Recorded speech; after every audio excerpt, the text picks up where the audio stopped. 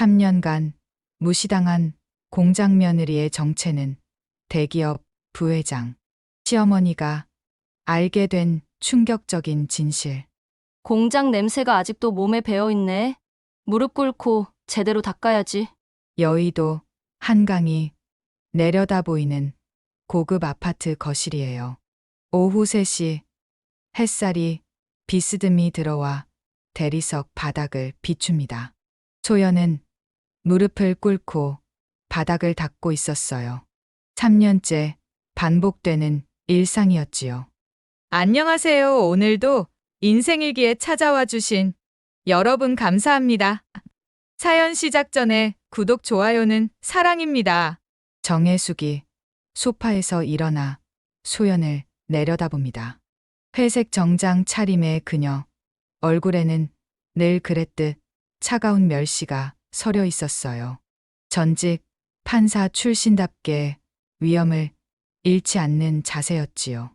하지만 그 위험은 온전히 며느리를 짓누르는 데만 사용되고 있었어요. 3년이 지났는데도 여전하네. 소연의 손이 잠시 멈췄어요. 걸레를 쥔 손가락이 하얗게 변할 정도로 힘이 들어갑니다. 하지만 고개는 들지 않았어요. 죄송해요. 목소리는 작고 떨렸지요. 하지만 소연의 눈동자에는 묘한 빛이 스쳤어요. 마치 오래 기다린 무언가를 확인하는 듯한 표정이었지요. 정혜숙은 소연의 머리 위로 찬물을 붓듯 말을 이었어요. 우리 재현이가 왜 너 같은 애랑 결혼했는지 모르겠어. 가난한 집딸이 우리 집안에 들어온 것만으로도 감사해야 할 텐데.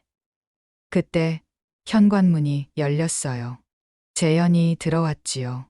짙은 회색 정장을 입고 서류 가방을 든 그의 얼굴은 피곤해 보였어요. 소연이 바닥에 무릎 꿇고 있는 모습을 보고도 그는 무표정했지요.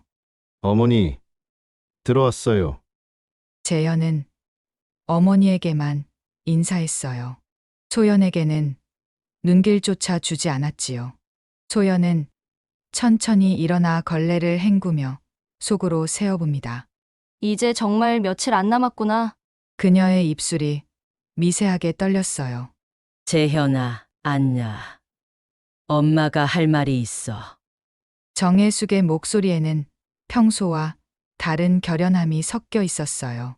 재현은 소파에 앉았고 소연은 부엌 쪽에 서서 두 사람을 바라봅니다. 이제 그만해야겠다. 3년이면 충분히 참았어. 재현이 고개를 끄덕였어요.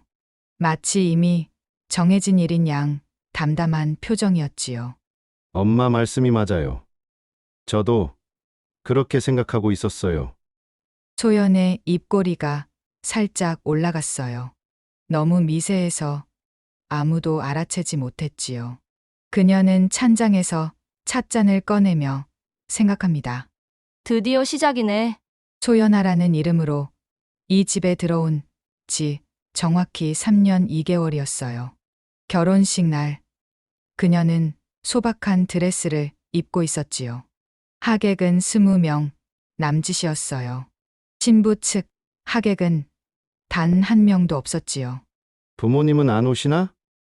재현의 질문에 소연은 고개를 숙였어요.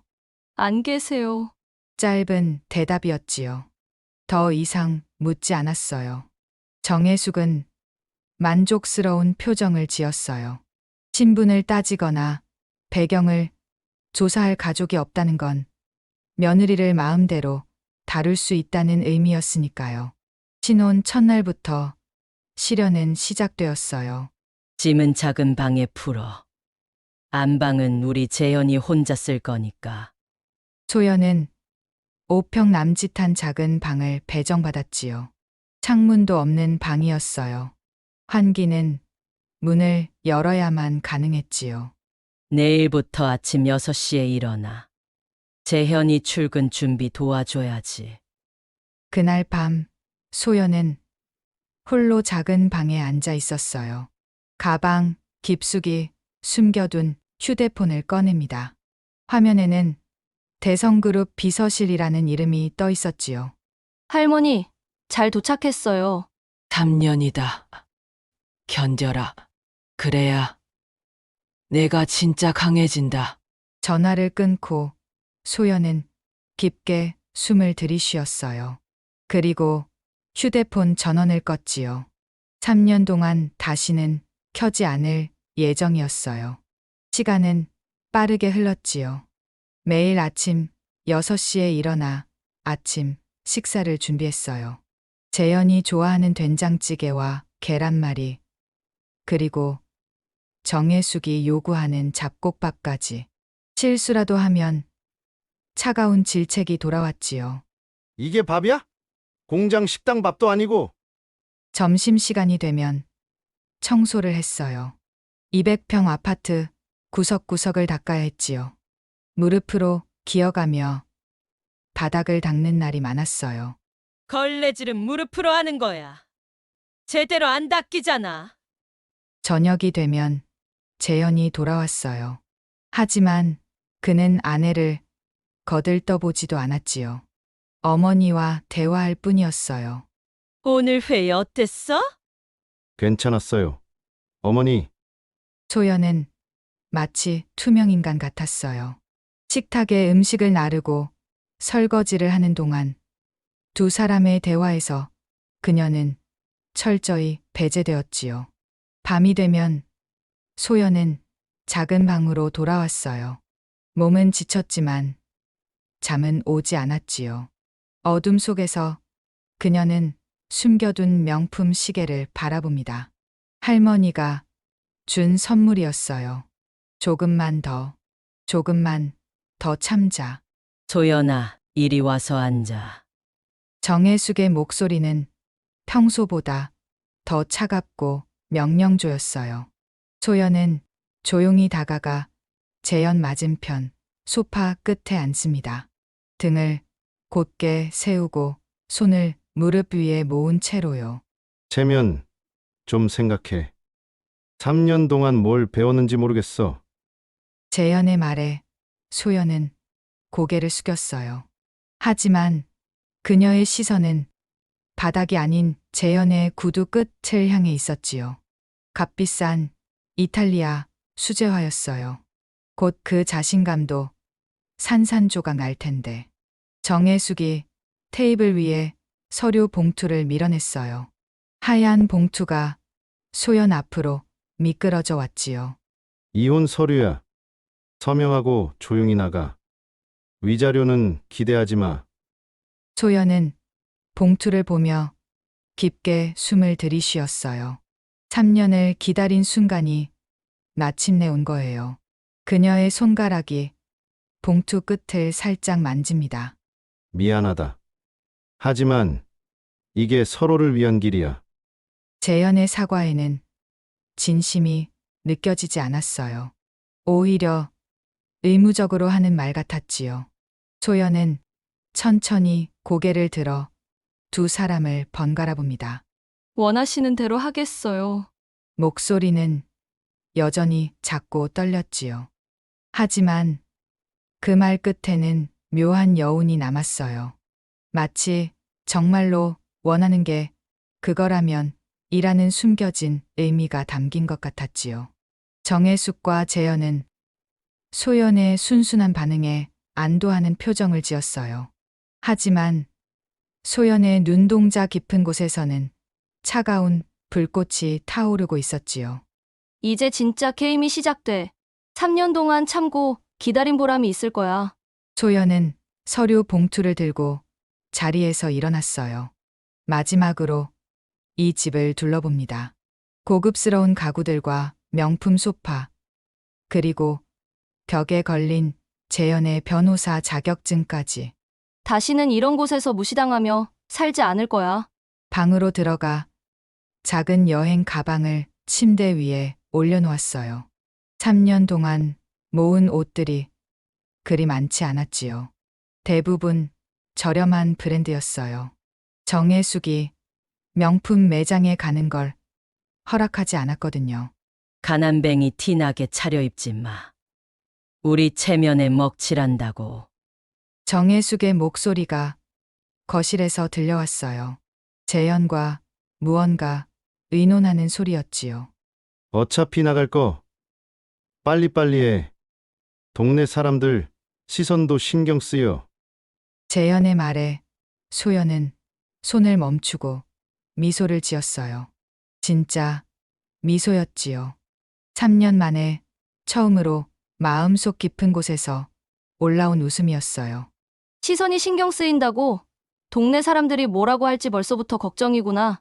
소연은 서랍장에서 낡은 휴대폰을 꺼냈어요. 3년 동안 한 번도 켜본 적 없는 폰이었지요. 전원을 누르자 화면이 밝아집니다. 수십 개의 미수신 메시지가 쌓여 있었어요. 그때 전화가 울렸어요. 발신자는 대성 비서실이었지요. 소연은 문을 살짝 열어 거실을 확인했어요. 정혜숙과 재현이 소파에 앉아 조용히 대화하고 있었지요. 소연은 문을 다시 닫고 전화를 받습니다. 목소리가 완전히 달라졌어요. 차분하고 권위 있는 톤이었지요. 네. 소연이에요. 전무님, 할머니께서 3년 시험 기간이 끝났으니 내일부터 출근하라고 하십니다. 소연의 눈빛이 차갑게 변했어요. 마치 다른 사람이 된 것 같았지요. 알겠어요. 임원 회의 준비해두세요. 밀린 일들 정리해야 할 게 많을 테니까. 네, 전무님. 그리고 할머니께서 전해달라고 하신 말씀이 있어요. 뭐죠? 이제 진짜 시작이라고 하시더군요. 소연은 전화를 끊고 거울을 봅니다. 거울 속 자신은 더 이상 무기력한 며느리가 아니었어요. 날카롭고 차가운 눈빛을 한 여자였지요. 3년이면 충분히 참았어. 이제 갚을 시간이야. 소연은 가방 구석에 숨겨둔 작은 상자를 꺼냈어요. 안에는 명품 시계와 다이아몬드 반지가 들어있었지요. 본래 자신의 것들이었어요. 시계를 차고 반지를 끼자 전혀 다른 사람이 된 것 같았어요. 자세도 달라졌지요. 어깨를 펴고 턱을 살짝 들었어요. 거실로 나가자 정혜숙과 재현이 소연을 쳐다봅니다. 뭔가 달라진 분위기를 느낀 건지 두 사람 모두 순간 말을 멈췄어요.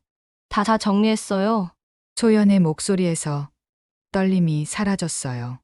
오히려 여유로운 느낌까지 들었지요. 그래, 빨리 나가. 늦기 전에. 정혜숙이 성급하게 말했지만 눈빛은 조금 흔들렸어요.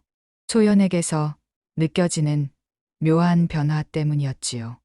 소연은 현관에서 신발을 신으며 마지막으로 두 사람을 돌아봤어요. 그리고 입꼬리를 살짝 올립니다. 그동안 정말 고생 많으셨어요. 덕분에 많은 걸 배웠거든요. 재현이 미간을 찌푸렸어요. 소연의 말투가 평소와 달랐지요. 무슨 소리야? 그냥 가.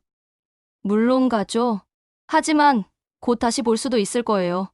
소연의 말에 정혜숙이 어색하게 웃었어요. 무슨 말인지 모르겠네. 헛소리 그만하고 가. 헛소리일까요? 소연은 문손잡이를 잡고 한 번 더 돌아봅니다. 이번에는 웃음이 아예 사라진 차가운 표정이었어요. 그럼 이만 가볼게요. 앞으로 재미있을 거예요. 문이 닫히자 거실에 이상한 정적이 흘렀어요. 정혜숙과 재현은 서로를 쳐다봅니다. 왜 저렇게 말하는 거지? 갑자기. 재현이 중얼거렸어요. 뭔가 찜찜한 기분이었지요. 신경 쓰지 마. 어차피 다신 볼 일 없어. 정혜숙이 말했지만 목소리에 확신이 없었어요. 엘리베이터에서 소연은 휴대폰을 들여다봅니다. 대성그룹 주가가 상승세였어요. 할머니가 잘 지켜온 회사였지요. 이제 내 차례야. 3년 동안 배운 걸 써먹을 때가 왔어. 엘리베이터 문이 열리자 지하 주차장이 나타났어요. 구석에 먼지가 쌓인 검은색 벤츠가 서 있었지요. 3년 동안 단 한 번도 시동을 걸지 않았던 차였어요. 소연은 차에 올라타고 시동을 겁니다. 엔진 소리가 부드럽게 울려 퍼졌어요.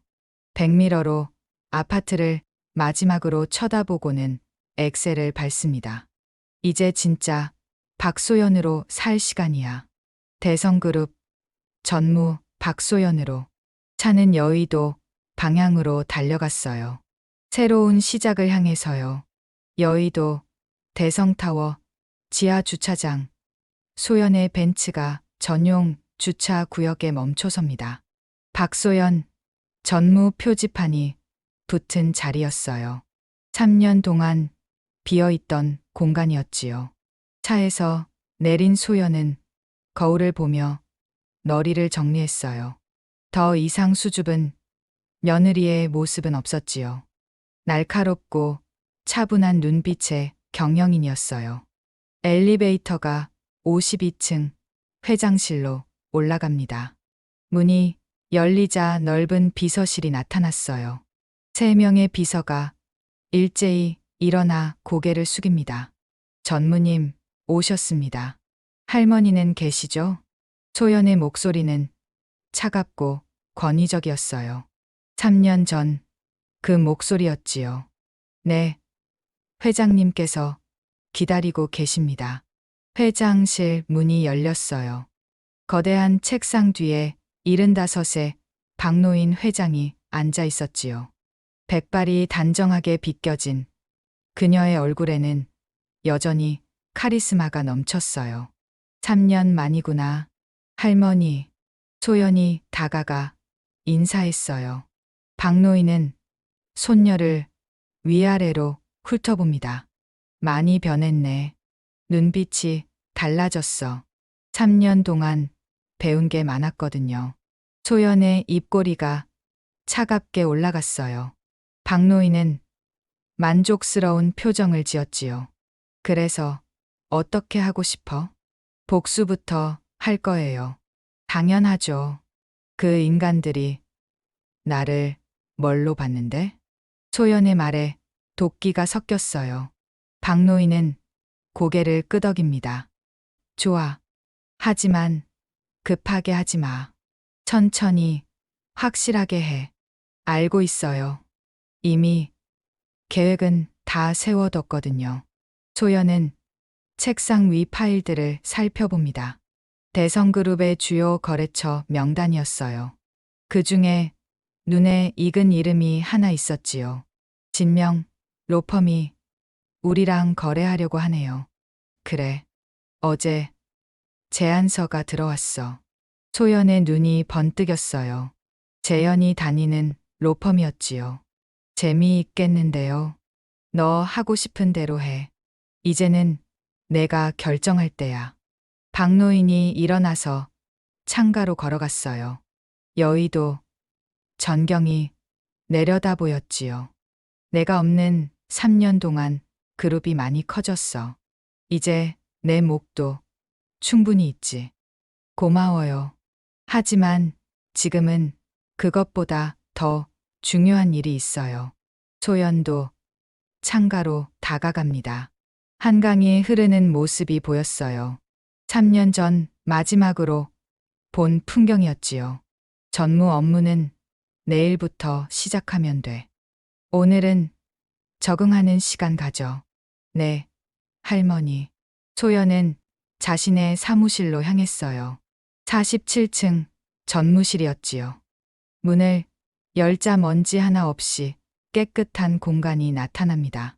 3년 동안 매일 청소하며 디달인 흔적이었어요. 책상 위에는 명함이 놓여 있었어요. 대성그룹 전무이사 박소연이라고 적혀 있었지요. 소연은 명함을 들고 미소를 지었어요. 이제 시작이야. 챕터 3. 다음 날 오후 3시 대성타워 42층 회의실이에요. 거대한 타원형 테이블이 놓인 고급스러운 공간이었지요. 한쪽 벽면은 통유리창으로 되어 있어 한강 전경이 한눈에 들어왔어요. 재현이 먼저 도착해서 기다리고 있었어요. 검은색 정장에 넥타이를 단정하게 맨 그의 손에는 서류 가방이 들려 있었지요. 얼굴에는 약간의 긴장감이 스며 있었어요. 대성그룹 같은 대기업과의 첫 미팅이었거든요. 정말 대박이야. 이 계약만 따내면 로펌 순위가 확 올라갈 텐데. 재현은 혼자 중얼거리며 서류를 다시 한번 정리했어요. 완벽한 제안서를 준비해왔다는 자신감이 있었지요. 회의실 문이 열렸어요. 하이힐 소리가 또박또박 울려 퍼집니다. 재현이 고개를 들었어요. 그 순간 시간이 멈춘 것 같았지요. 들어온 사람은 소연이었어요. 하지만 어제까지 봤던 그 소연이 아니었지요. 고급스러운 네이비 정장을 입고 너리는 단정하게 올린 채였어요. 얼굴에는 화장이 완벽하게 되어 있었고 목에는 진주 목걸이가 빛났지요. 재현의 얼굴이 하얗게 변했어요. 입이 벌어진 채 말을 잇지 못합니다. 안녕하세요, 윤재현 변호사님. 소연의 목소리는 차갑고 정중했어요. 마치 처음 만나는 사람에게 하는 인사 같았지요. 소연아, 내가 여기 왜? 재현의 목소리는 떨렸어요. 상황을 이해할 수 없었지요. 전무라고 불러주세요. 우린 이제 남이니까요. 소연은 테이블 맞은편에 앉았어요. 등을 곧게 펴고 손을 가지런히 모은 채였지요. 완전히 다른 사람이 된 것 같았어요. 재현은 아직도 충격에서 벗어나지 못했어요. 눈을 비비고 다시 봤지만 현실이었지요. 이게 무슨 어떻게 된 거야? 너 대성그룹 전무라고? 네, 맞아요. 놀라셨죠? 저도 예상 못했거든요. 이렇게 빨리 만날 줄은.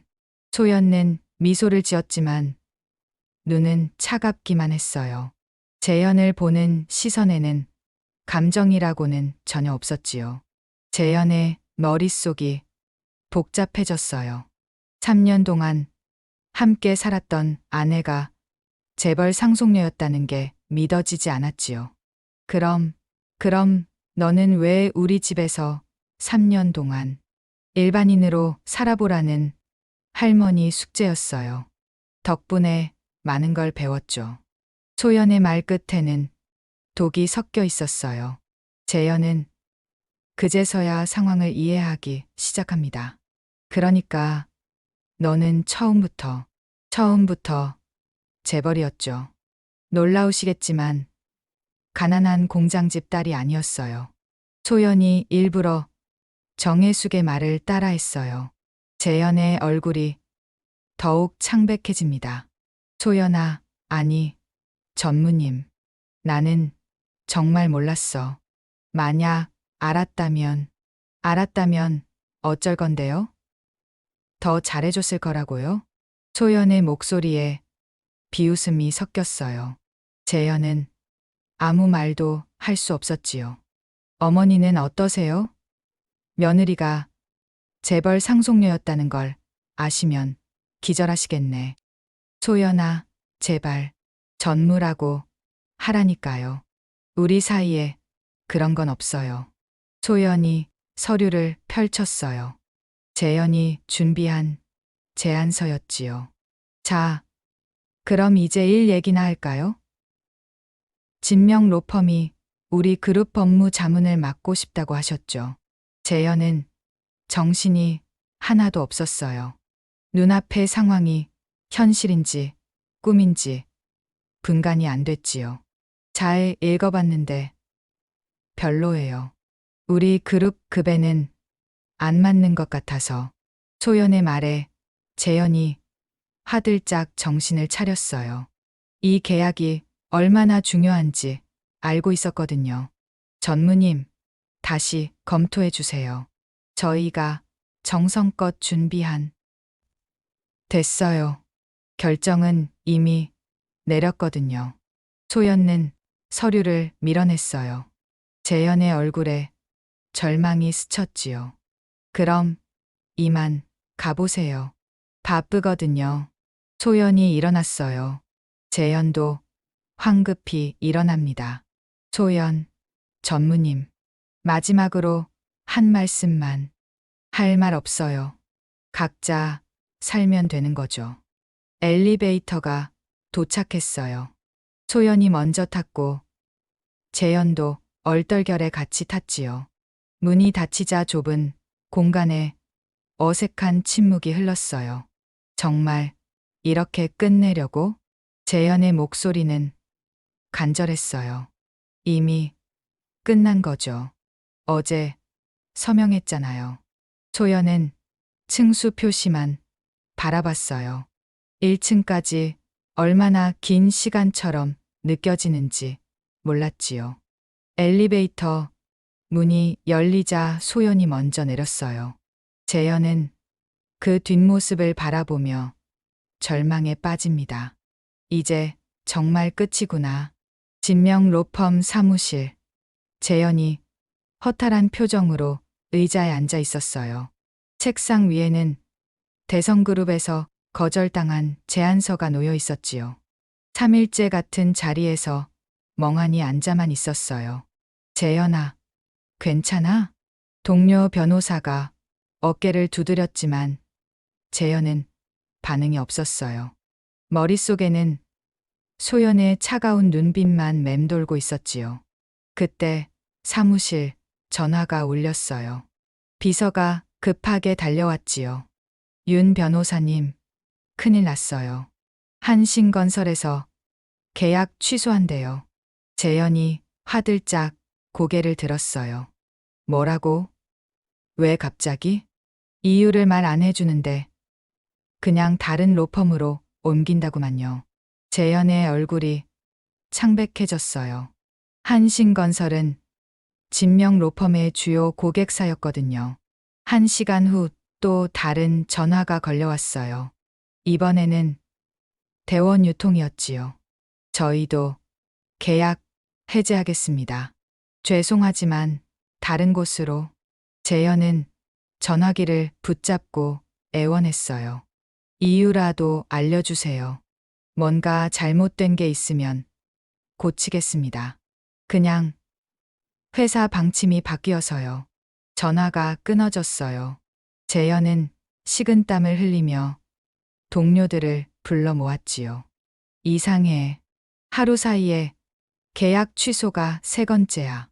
우연의 일치 아닐까? 하지만 재현의 마음속 깊은 곳에서는 불길한 예감이 들었어요. 모든 게 소연과 관련되어 있을 것 같았지요. 혹시 설마? 그때 로펌 대표실에서 급하게 호출이 왔어요. 재현이 들어가자 대표의 얼굴은 심각했지요.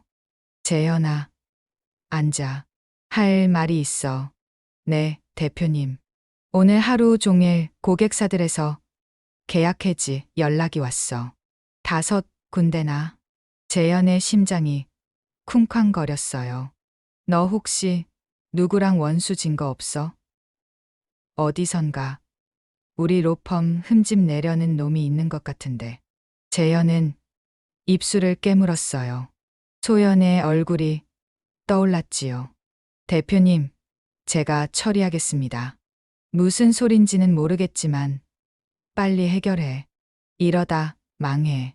재현은 무거운 발걸음으로 사무실로 돌아왔어요. 휴대폰을 꺼내 소연의 번호를 찾았지요. 하지만 이미 차단되어 있었어요. 젠장. 이러려고 그랬구나. 한편 여의도 아파트 정혜숙이 거실 소파에서 뉴스를 보고 있었어요. 경제 뉴스에서 대성그룹 이야기가 나오고 있었지요. 대성그룹이 새로운 전무이사를 선임했다고 발표했습니다. 박소연 전무는 창업주인 박노인 회장의 외손녀로 정혜숙의 손에 들려있던 찻잔이 떨어졌어요. 바닥에서 산산조각이 납니다. 뭐라고? TV 화면에는 소연의 사진이 크게 나오고 있었어요. 정장을 차려입고 당당한 모습이었지요. 전혀 다른 사람 같았어요. 박소연 전무는 하버드 경영대학원을 졸업하고 정혜숙은 리모컨을 떨어뜨렸어요. 온몸이 떨렸지요. 이게 무슨 소리야? 그 순간 현관문이 열렸어요. 재현이 들어왔지요. 얼굴이 초췌해져 있었어요. 어머니, 큰일 났어요. 재현아, 너 이거 봤어? 정혜숙이 TV를 가리켰어요. 재현도 화면을 보고는 더욱 절망스러운 표정을 지었지요. 벌써 뉴스에까지. 그럼 너는 알고 있었어? 소연이가 재벌이라는 걸? 어제 알았어요. 대성그룹 전무실에서 만났거든요. 정혜숙은 소파에 주저앉았어요. 다리에 힘이 빠졌지요. 그럼 내가 3년 동안 재벌 상속녀를 어머니, 진정하세요. 진정하라고? 내가 얼마나 무시했는데. 공장집 딸이라고. 정혜숙의 목소리가 떨렸어요. 과거의 행동들이 주마등처럼 스쳐갔지요. 그리고 재현아, 로펌은 어떻게 됐어? 망할 것 같아요. 하루 종일 고객사들이 계약 해지한다고. 뭐라고? 정혜숙의 얼굴이 하얗게 변했어요. 소연이가 손 쓰고 있는 것 같아요. 복수하려고. 모자는 거실에 앉아 절망에 빠졌어요. 그들이 무시하고 괴롭혔던 며느리가 실제로는 자신들보다 훨씬 높은 신분이었다는 사실을 받아들이기 어려웠지요. 챕터 5. 일주일 후 여의도의 한 작은 고시원이에요. 정혜숙과 재현이 낡은 TV 앞에 앉아 있었지요. 어제 아파트에서 쫓겨나 이곳으로 왔어요. 방은 고작 3평 남짓했지요. 오늘 밤 9시 충격적인 사실이 공개됩니다. 아나운서의 목소리가 울려 퍼졌어요. 두 사람의 얼굴은 이미 절망으로 일그러져 있었지요. 화면에 소연의 모습이 나타났어요. 대성타워 회의실에서 인터뷰하고 있었지요. 당당하고 세련된 모습이었어요. 3년 동안 시댁에서 어떤 대우를 받으셨나요? 기자의 질문에 소연은 잠시 침묵했어요. 그리고 차분하게 대답합니다. 공장집 딸이라고 불렸죠. 매일 무릎 꿇고 바닥을 닦았어요. 정혜숙이 리모컨을 떨어뜨렸어요. 온몸이 떨렸지요. 그럼에도 참고 견디신 이유가 있으실 텐데요. 할머니의 숙제였거든요. 3년 동안 일반인으로 살아보라고. 화면에는 정혜숙의 모습이 롤레 촬영된 영상이 나왔어요. 소연을 무시하고 괴롭히는 장면들이었지요. 저건 언제 찍은 거야? 재현이 중얼거렸어요. CCTV였나 봐. 거실 꽃병에 숨겨놨을 거야. 그때 정혜숙의 목소리가 TV에서 나왔어요.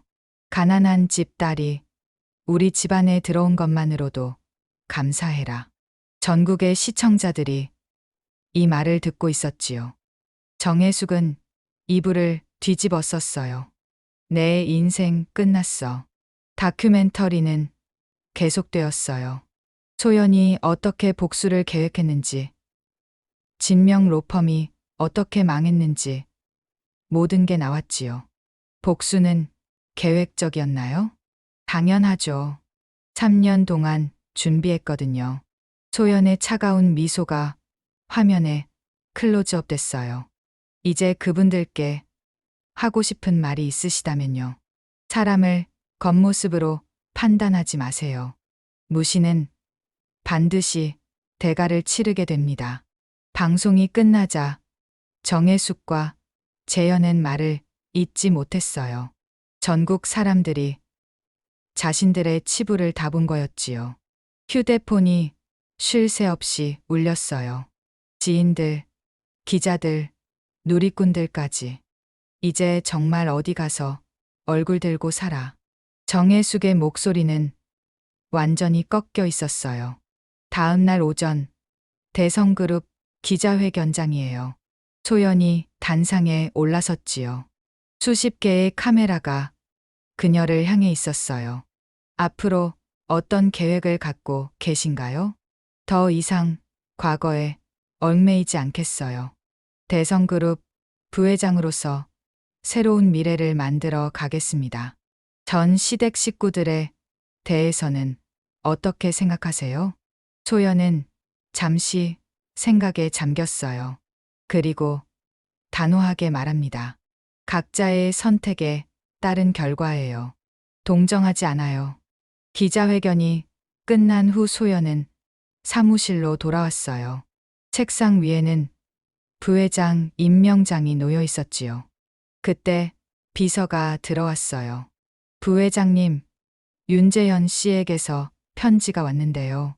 소연은 편지를 받아들고 찢어버렸어요. 읽지도 않았지요. 앞으로 그런 건 받지 마세요. 네, 알겠습니다. 오후 5시 소연은 대성타워 옥상에 올라갔어요. 서울 전경이 발 아래 펼쳐져 있었지요. 한강이 유유히 흐르고 있었어요.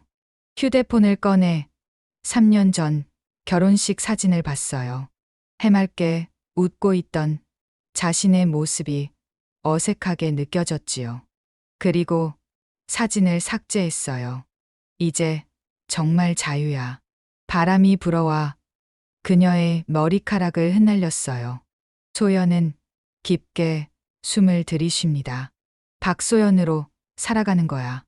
누구의 며느리가 아닌 내 이름으로. 그때 할머니에게서 문자가 왔어요. 고생 많았다. 이제 진짜 시작이야. 소연은 미소를 지으며 답장을 보냈어요. 네, 할머니. 이제 시작해 볼게요.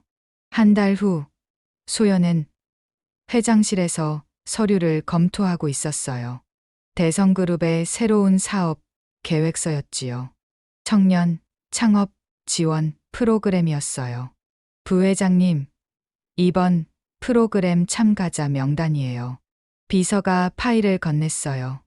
소연은 한 장 한 장 넘기며 읽어봅니다. 가난한 환경에서 자란 청년들이 많았어요. 꿈은 있지만 기회가 없었던 사람들이었지요. 이들에게는 기회를 주고 싶어. 겉모습이 아닌 능력으로 평가받을 기회를. 소연은 서명을 했어요. 3년 동안 배운 교훈을 사회에 환원하고 싶었지요. 그날 저녁 소연은 할머니와 함께 저녁 식사를 했어요. 회장실 옆 작은 식당이었지요. 어때? 이제 적응했어? 박노인이 물었어요. 네, 할머니. 이제는 괜찮아요.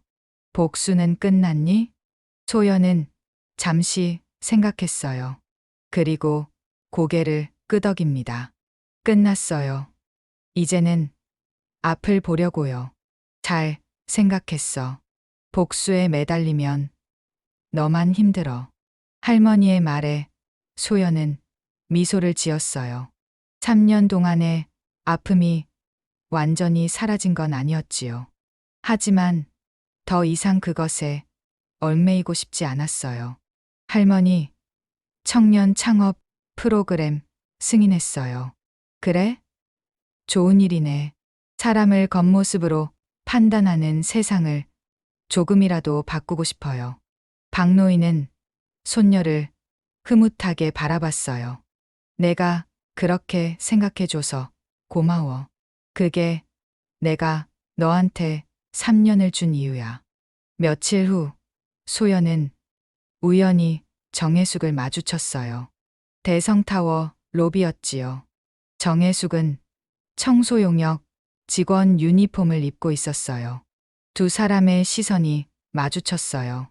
정혜숙은 급하게 고개를 숙였지요. 소연은 잠시 망설였어요. 그리고 그냥 지나쳤지요. 말을 걸지도 모욕을 주지도 않았어요. 엘리베이터를 기다리며 소연은 생각했어요. 복수는 이미 끝났어. 더 이상 그분에게 신경 쓸 이유가 없어. 해가 서서히 지고 있었어요. 여의도 빌딩들 사이로 황금빛 노을이 스며들었지요. 소연은 마지막으로 한 번 더 서울을 내려다봤어요. 이제 이 모든 게 그녀의 무대였지요. 무시당하며 사는 건 이제 끝이야. 앞으로는 누구도 나를 함부로 대하지 못해. 그녀는 당당한 걸음으로 옥상을 떠났어요. 새로운 삶을 향해서요. 책상 위에는 내일 회의 자료가 놓여 있었어요. 상생경영이라는 제목이었지요. 소연은 자료를 펼치며 미소를 지었어요. 이제는 나만의 방식으로 살 거야. 누군가를 무시하지 않고 누군가에게 무시당하지도 않으면서 창밖으로 별이 하나, 둘 떠오르기 시작했어요. 긴 여정이 끝나고 새로운 시작이 열리는 밤이었지요. 소연은 노트북을 닫고 가방을 챙겼어요. 오늘은 일찍 퇴근하기로 했지요. 집으로 가는 차 안에서 라디오를 켰어요. 잔잔한 음악이 흘러나왔지요. 3년은 길었지만 헛되지 않았어. 이제는 진짜 내 인생을 살 시간이야. 박소연의 복수는 끝났어요. 하지만 그녀의 인생은 이제 시작이었지요.